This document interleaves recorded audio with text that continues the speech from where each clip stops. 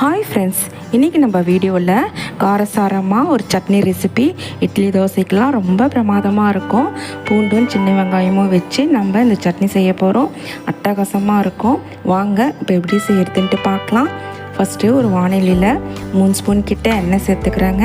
எண்ணெய் காஞ்சதும் அதில் 3 ஸ்பூன் தோல் உளுந்து சேர்த்துட்டு அது நல்லா பொரிஞ்சதும் ஒரு 8 வரமிளகாய் அதையும் சேர்த்துட்டு 3 பெரிய சைஸ் பூண்டு தோல் எடுத்து அதையும் சேர்த்து வதக்கிக்கலாம். கூடவே 10-12 சின்ன வெங்காயம் அதையும் சேர்த்து நல்லா வதக்கிக்கலாங்க.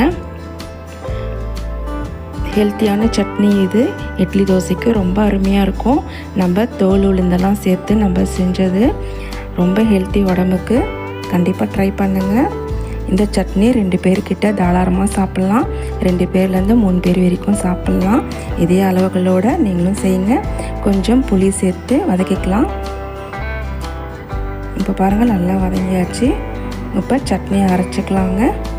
இப்போ ஜாரில் சேர்த்துட்டு சட்னிக்கு தேவையான உப்பும் தண்ணியும் சேர்த்து நான் அரைச்சிக்கிறேன்.